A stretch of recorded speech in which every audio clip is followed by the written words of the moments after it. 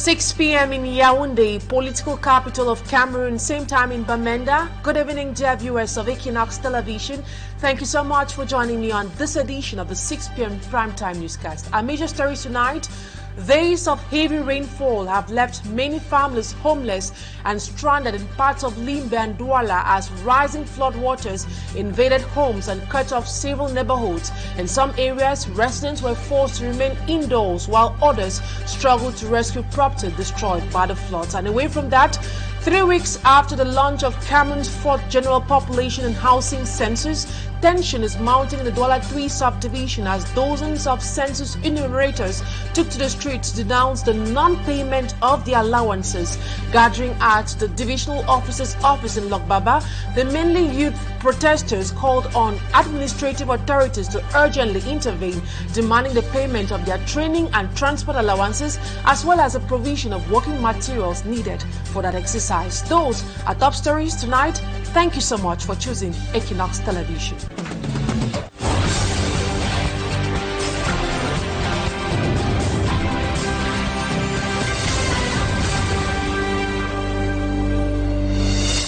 Thank you so much for choosing Equinoxe Television. For presentation, I am Immaculate Fogwe.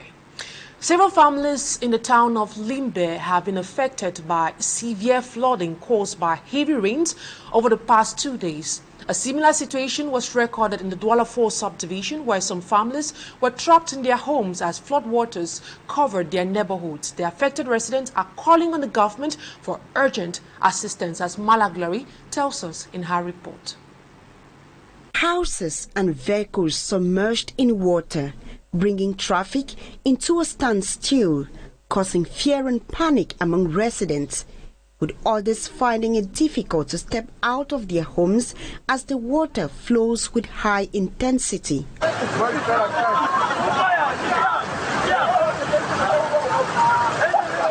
This is the Manga Williams Avenue, a popular road junction in the middle of the town of Limbe, southwest region. The flooding here has been caused by heavy rains that hit the city in the past 2 days, causing water to flow from here to other neighborhoods such as Church Street, Church Street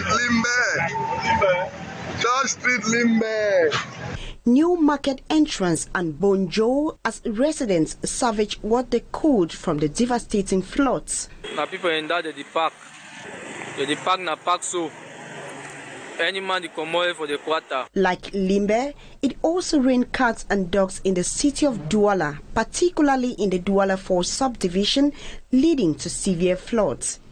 In neighborhoods like Rai and Dobo, the situation was even worse as residents were trapped in their houses and several properties destroyed. Ça, c'est la deuxième année que nous prenons les vidéos. They complained that they have been suffering in the same situation for the past years, but authorities have given a deaf ear to their grievances. Encore, la première pluie, vous voyez comment nous sommes plongés dans l'eau à la maison. This is happening just 2 months into the rainy season, and the people fear the situation might worsen if measures are not taken. And now we take you to Soulede. It is a locality found in the far north region and it's a locality already plagued by insecurity. Residents are now facing another deadly enemy known as malaria, which health officials say is claiming lives at an alarming rate, especially among children and pregnant women. But as authorities intensify prevention campaigns ahead of the rainy season, the fight is being undermined by the misuse of mosquito nets, with some residents diverting them for other purposes instead of protecting their families, as Innocent Aze tells us. You probably remember Soulede, the locality in the far north region of Cameroon that drew national attention after the tragic events of March 2nd, 2025, when 2 researchers and their guides were lynched after being mistakenly identified as members of Boko Haram by residents already living under the constant threats of insecurity. Today, the population is confronting another threat, malaria. In this part of the Mayo-Tanaga division, residents are now waging a determined battle against the disease, which continues to claim lives, especially among children and pregnant women. Health officials estimate the mortality rate at 24%, and with the rainy season approaching, medical teams are intensifying prevention and awareness campaigns across surrounding villages. In terms of prevention, we distribute treated mosquito nets to pregnant women throughout our various health centers. While the children receive free treatment, we also provide insecticides to help eliminate mosquitoes at their breeding sites. But despite these efforts, certain practices continue to undermine the fight against the disease. On the ground, several mosquito nets distributed to residents are being diverted for other uses instead of protecting families from mosquito bites. The situation has been denounced by municipal authorities, who also lament the shortage of health infrastructure and approved drugs in several health centers across the locality. Some of the mosquito nets distributed to women are diverted for other uses, including wrapping food items. At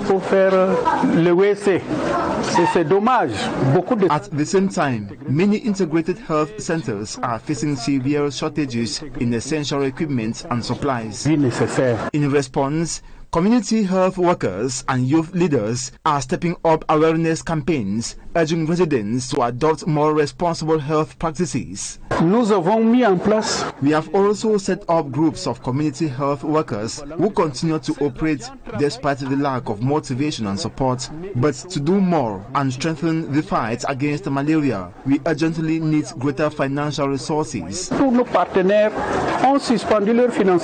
In Soulede, the fight against malaria is increasingly emerging, not only as a public health challenge, but also as a collective responsibility. Innocent as reporting there. And away from that, enumerators of the Douala 3 subdivision have staged a protest demonstration against the non-payment of dues by the coordinators 3 weeks into the 4th General Population and Housing Census in Cameroon. Protesting at the Divisional Officer's Office in Lokbaba, Douala 3 subdivision, the angry enumerators, predominantly youths, asked administration to intervene so that their training allowances, transport and equally collection allowances be paid. From Armstrong Sanda is a man on that story. In a sit-in protest demonstration at the explanade of the Douala 3 subdivisional office at the Lokbaba neighborhood, the angry enumerators of the subdivision say that they have not been paid their dues 3 weeks into the General Population and Housing Census in Cameroon. We are enumerators of Douala 3, and many of us have not received their first payment for the trainings for apprenticeship.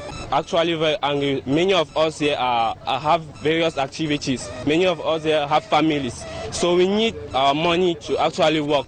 If not, we can't do that. According to official documents, each enumerator is entitled to 4 distinct sets of payment, notably training allowance of 1,500 francs per day, transport allowance of 3,000 to 5,000 francs CFA one-off, collection substance of 3,500 francs per day, and a total sum of 133,475 francs base salary. Actually, they are supposed to pay us already for the 3rd time. They were supposed to pay for 3rd time. The first time was for the apprenticeship. The second time was for the first going down the terrain, and the 3rd time for the second descent on terrain. Yes. So now, actually, some of them receive for the apprenticeship. Some did not receive for the first descent on the terrain. Some receive for the first descent on the terrain. Some did not receive for the apprenticeship. So it's just confused. Some people, their numbers on the forms on the list are not even the numbers they put to do in the apprenticeship. So we are just confused.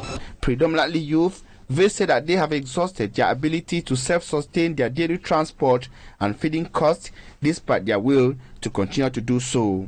We all are here for the same reason. We are not going to work anymore until they pay our money. No work. No money. No work. Their presence at the DO's office is to seek his intervention as the senior administrator of the Douala 3 administrative unit.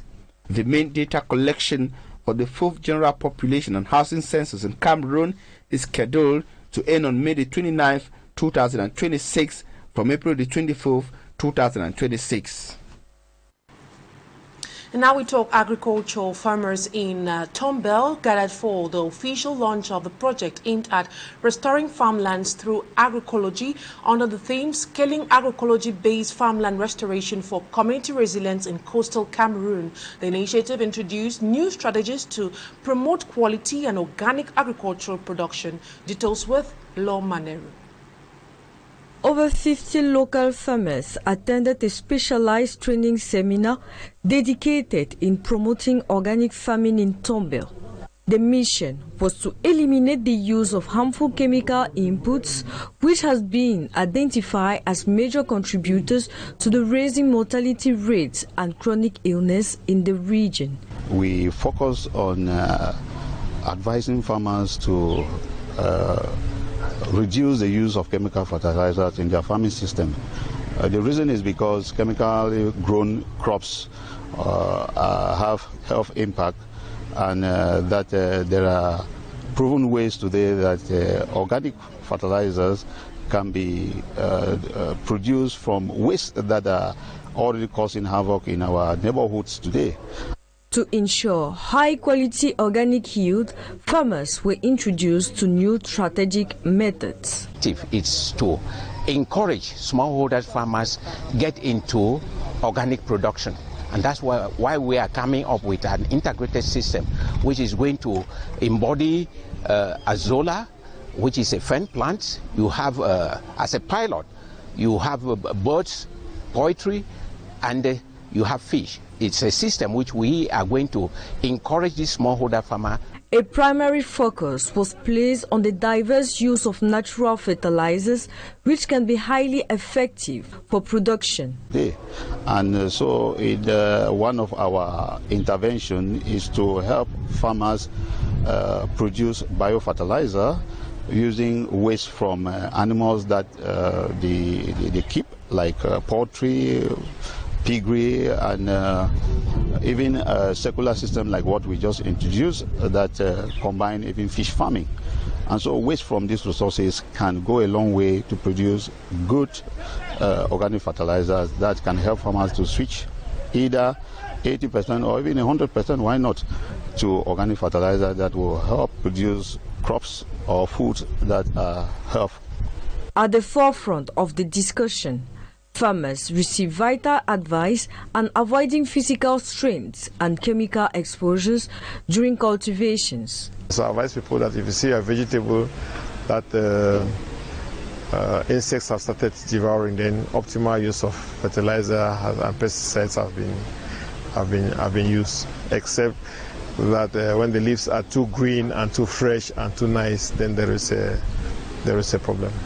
From Tombell, these initiatives mark a hopeful step toward healthier, more resilient agricultural production. And now we talk sports. Cameroon continues to shine at the Senior African Athletics Championship in Accra, Ghana, with another gold medal secured in the discus throw event. The latest victory adds to the country's growing success after Kole Tonjok and Eseme Manuel Soulede claimed gold in the women's and men's 100 meters respectively. And elsewhere, attention this weekend turns to 4 postponed Day 19 Elite 1 matches, while the Under-17 Lions face a crucial encounter against Uganda as they fight to keep their Africa Cup of Nations hope alive in Morocco. More with our sportsman, Smaji Kangebo. After match day 18 of the Elite One Championship, we showcased both brilliance and uncertainty as some powerhouses continue to prove their strength, while others remain searching for consistency. Another playing day of the Elite One Championship comes up this weekend as the title race gets tougher. After dropping points on match day 18, league leaders Unispo of Bafang will make a difficult trip to the proximity stadium in Bamenda to challenge the Abakwa boys PWD in a crunch encounter, while several kilometers away from Bamenda, Colombe Sportif of Jane Lobo will want to continue reducing the gap on the league's table when they clash against Panther Sportif of Nde. Dynamo of Douala will be in Yaoundé to rub shoulders with the Mekok Megondas of Canon Sportif of Yaoundé, and Victoria United will want to reunite with victories as they take on Aigle Royal of Mongo at the Centenary Stadium. 8 goals were scored in 3 advanced match day 19 played within the week. Stade Renard of Melong recorded the highest victory, thrashing Aigle Royal of Menua by 4 goals to 1. Unisport of Bafang leads the table with 40 points. The under-17 Lions have intensified their training sessions in order to get better results when they take on Uganda in their second outing at the Africa Cup of Nations, the under-17 version taking place in Morocco. In their first game against Cote d'Ivoire, the Baby Lions succumbed to a 0-2 goals defeat. The defeat wasn't a good one for the players. I was very angry because I believe for my players, I believe I did not prove like 100% at the refab friendly games. So our match of Saturday we'll try our best by God grace. Yesterday at the first half, we play like 100%, but the second half, we didn't understand. Like first 10 minutes, we didn't understand our playing style. The head coach of the under-17 Lions says Cote d'Ivoire was a good team. It was a good match for us and we met a good team in Cote d'Ivoire. The boys played well, particularly during the first half, and we had missed chances. Second half we conceded early, which killed the team spirit.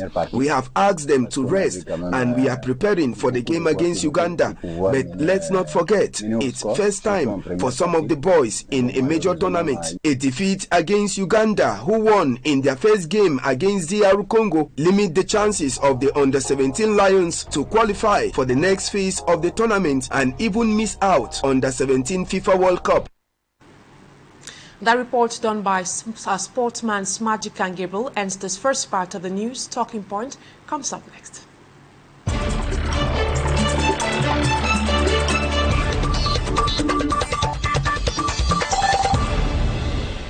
The just ended Africa Forward Summit that took place in Nairobi, Kenya has reignited debate on Africa's future, sovereignty and its relationship with global powers, especially France. Bringing together more than 30 African leaders, investors and international organizations, the summit focused on economic investment and independence, security and Africa's role in shaping the emerging world order. On the line in the United States is Dr. Elijah Inyoko, a Pan-Africanist and also Director of the Center for African Development. Good evening, Doctor. It's a pleasure having you in Talking Point tonight. Good evening. Thank you for having me on the program one more time, Immaculate. It's good to be here. Doctor, what do you have to say about the most significant outcome, or let's say key takeaway from the just ended Africa Forward Summit that took place on the 11th and the 12th of this month in Nairobi, Kenya? I would say that it was a surprise to a lot of people because France has always relied on their old model of the Francophone countries to have relationship with Africa, but the fact that they picked Kenya, which is an Anglophone country, suggests to me that France is reading the temperature in Africa and they're seeing what's happening. Instead of their traditional Francophone sphere of influence, that shows that France is trying to, reposition itself in Africa, and the changing environment in which we have in Africa, they are cognizant of that. And the fact that they also focus on practical issues, not those colonial issues, France, our trade relationship, this and that. They focus on technology, they focus on AI, they focus on energy. They talked about agriculture, they talked about finance reform and industrialization. It shows that France is reading the temperature in Africa. And I would say that if they continue in this direction, I think it's a positive outcome. I'd say let's wait and see what's going to come out. But if they continue in this direction, I think that's the way we want to relate with the rest of the world, and France being one of them. So I would take it as a positive. Given that the focus on practical issues like industrialization, AI, agriculture and other things you just mentioned, do you think the summit achieved its objective of redefining, let's say, relations between Africa and France? Well, I don't think one single summit is going to redefine relation between Africa and France. There's going to be a lot of discussions. These are decades-old relationships that France has built in Africa, some for good, some for bad. So it's going to take a long time, but I believe partially this is a good footing. The summit opening new conversation in new areas, the change in tone. That's very important. France is changing its tone towards Africa now. It's something we need to welcome. Not only that, if you find people like Macron in Ruto repeatedly emphasizing mutual respect all the time, the discussion is not an issue of the master and the colonized, not somebody like Sarkozy came to Africa, was trying to dictate to Africans. Now it's mutual respect. And so I believe that this is a good footing that France is starting. However, like I said, redefining relationship require more than just speeches. It requires more than declarations. It requires that France demonstrate to an Africa that has been skeptical over the years because of their colonial history in Africa, that France demonstrate that their post-independent politics in Africa is going to be different going forward. So it depends on, the implementation, some of the actions that were taken and the discussions that were taken, that we're going to say, yes, this is a redefining of policies of France towards Africa. But again, the tone and the discussion during the meeting was very, very positive. That's what I can take away from there. In the course of that summit that took place in Kenya, the President, William Ruto, criticized an era where Africa's development was shaped through aid dependency and unsustainable borrowing. How damaging has the model been for, let's say, African countries? Well, let's be realistic here, because a couple of things could be said in speeches, but to implement it can be difficult in practice, because many African countries still view France with a lot of skepticism. Over the years, over the decades and centuries, what France has done in Africa, everything from colonialism to Africa to economic dominance and military interference, it's going to take time to build trust. That's all I can say. And France need to demonstrate gradually with time that Africans can trust them. However, I can say that if you find countries like China, Turkey coming in, and Russia and all the other things competing for influence in Africa, that is something that's going to push France to also adapt to the changing realities in Africa. Because the truth is, if France wants relevance in Africa, they need to embrace the changing environment in Africa. They need to come in and invest. They need to come in to be equal partners. They need to come in to be, not to be dominating and dictating to Africa, like I said. So the challenge is whether African citizens believe in French action, that they match words that they're saying using right now, or France is going to restore to its old colonial mentality of dictating for the states of Africa. So it needs to be seen. It needs to be seen as time goes on. But like I said, the tone is cordial, respectful, and the focus is no more on French-Afrique. The focus is on artificial intelligence, agriculture, development, infrastructure. We finance the governance model of Bretton Woods institution, the model that they have with Africa. They have to be, remodeling of that finance model, which is what Ruto was pressing on. So I love to see that, because as I said before to a couple of friends in the other media, I was saying that France is a member of, they have a veto power to do a lot of things within a lot of the Bretton Woods institutions. They should use that power positively for Africa. If we see France coming to the aid of Africa, advocating for Africa, within IMF, within the World Bank, and all these other institutions, then we know that France is really there for Africa. But if they take a backbench position and they watch how Africa has been decimated in the international scene and they do nothing, then we'll question that relationship. So again, a lot still needs to be seen in that dimension. Now, Doctor, several African countries, including Cameroon, are heavily indebted. How can African nations break free from cycles of debt and dependency? Is it even possible?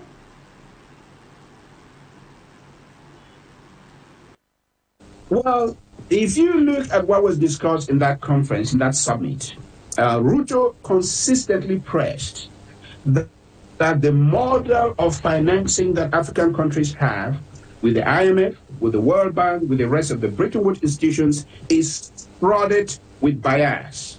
Let me explain a little bit what is happening. When African countries go to the World Bank to go and borrow money, the World Bank has a model, a financial model that they look at the risk, They look at risk of defaultment, risk of many things that they look at the economic stability and so on. And they're going to lend you money based on your risk model. Almost all African countries are classified as high-risk borrowers. In that case, they will lend you the money at an interest rate that is almost 10 times more than what they will lend that same money to the Western countries. Therefore, African countries are in this debt spiral. They borrow the money at high rates, they try to invest into their economies, but they spend a chunk of the money paying for interest, not even paying for capital. They spend a lot of money servicing what we call debt servicing. That's what they do all along. So what we advocate for, and Roto and other countries we're advocating for, is the financial model with the Bretton Woods institution must be reconciliatory to African countries. We cannot continue on this model. Otherwise, African countries will be bedridden on this debt for a very long time. That's what's happening. It's not because African countries are borrowing too much.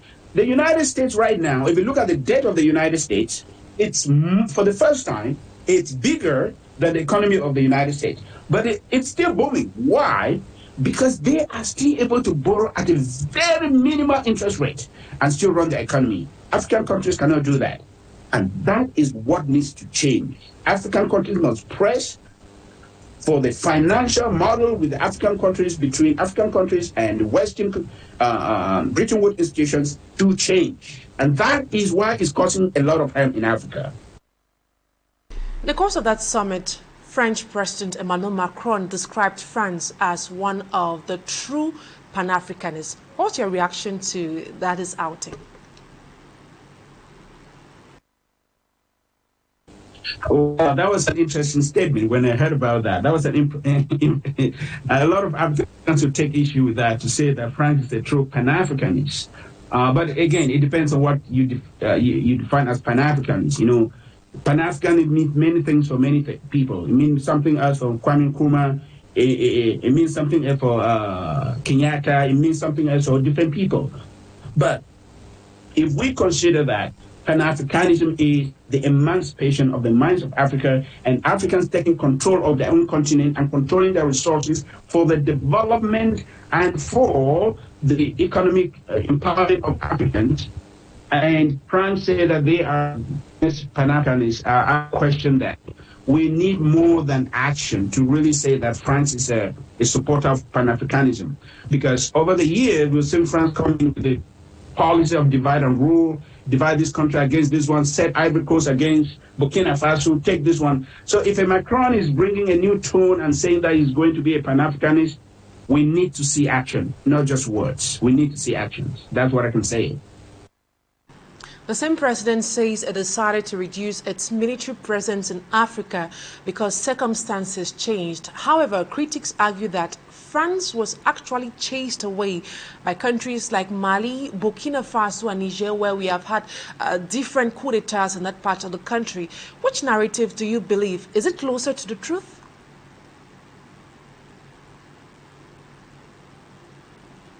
Well, the former, the latter. There's no way that France can say that they decided to pull their troops from Africa. We saw what happened all across Africa. Their policies were becoming too detrimental to the African continent. They were coming with a policy of impunity, master, the ones who come into the economy and they dictate to the African president what needs to be done. We used to see in the past that some African president, before they come out with the government, they will go to France for France to approve who should be appointed prime minister, this and that and that. It was becoming something that Africans were tired of. So I totally disagree with that, they decided to pull their African chased France away from Africa because their policy is more of the master and the colonized, which Africans are tired of. So that's why I disagree totally with Emmanuel Macron. Africans chase them away, not them making a decision to pull their troops from Africa. No.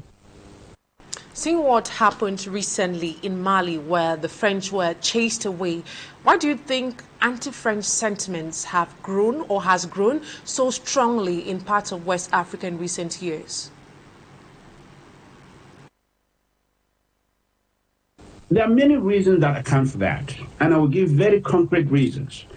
You find in countries where France was trading as the sole proprietor of a lot of industries across Africa, and the benefit that accrued from that trade remained with France. And a lot of Africans will say, ras-le-bol, like we say in French. They were tired of that. That you have sectors of the economy that were monopolized by the French autocrats and businessmen, and it was not even open to the outside world to compete. And it was like France was owning Africa, and people were like, no, this is not right. Number two, you find sectors in Africa that, according to the old French relationship with Africa, African countries can only look for people that can invest in that sector if they haven't had French investors investing in that economy. So Africans were taken aback when they started reading some of these things. If you go like to Niger, for example, you look at the uranium that's coming from Niger, and you look at what that uranium is being sold in the world market and what France was paying for, it was like 10 to 15 times less than what Niger would sell in the open market. So it was an unequal relationship.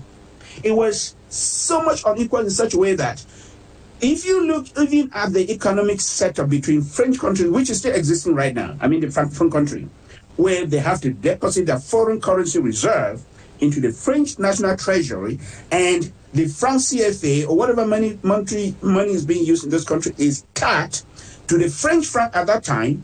And when the French franc changed, when they started using the euro, those currencies are still pegged to the euro, and the foreign currency reserves are banked in the French central bank.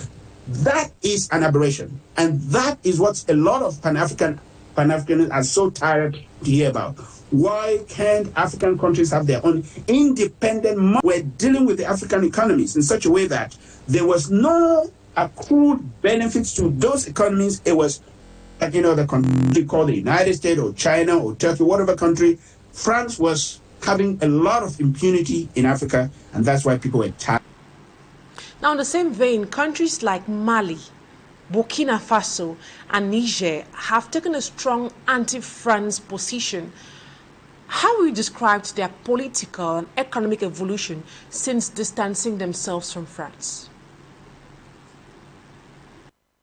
It is going to surprise you that we read in world-renowned newspapers, economic newspapers, that countries like Niger, for example, when they kicked France out, if you look at the GDP of Niger, after France was kicked out, Niger has been classified for about 2 years in a row as the fastest growing economy in the world. Why did it take them to kick France out for them to developing? That's a question, an open question that anybody can answer.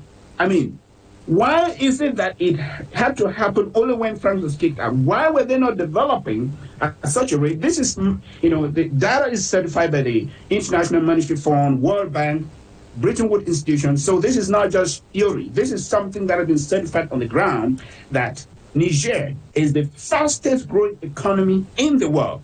Take Burkina Faso, for example. When Burkina Faso kicked out France, what they did would surprise the rest of Africa. They decided to look for funding, not from the Bretton Woods institution, that's World Bank, IMF, and all these other Exim banks and so on. They launched a policy to ask for national funders to fund the economy of Burkina Faso. Guess what happened? Within the space of 1 year, Burkina Faso was able to raise the national budget that they needed without borrowing money. Without borrowing money. Why did they need to kick France? Why did that happen only when France was kicked out? Look at Gabon, for example.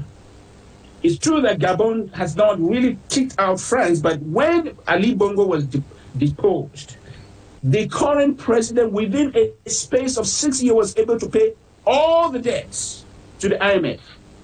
All the debts that they owe, they pay the IMF. So that's a trajectory to show you that immediately France was kicked out, things begin to happen positively.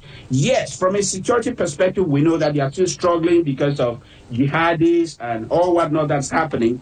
But it wasn't different when France was there anyway. So we can't take that to say because France left, that's when the security situation deteriorated. No, it is simply because after Africa is having a lot of influence from the Western world. If you look at those jihadists and those people that are sponsoring terrorism in the continent of Africa, it is being sponsored from elsewhere. So again, it is a net, I can say that it's a net positive. The fact that France was kicked out is a net positive for those countries and not a negative. Dr. Elijah, thank you so much for accepting my invitation on Talking Point tonight. Thank you for having me, and hopefully we're having more of this discussion as time goes on.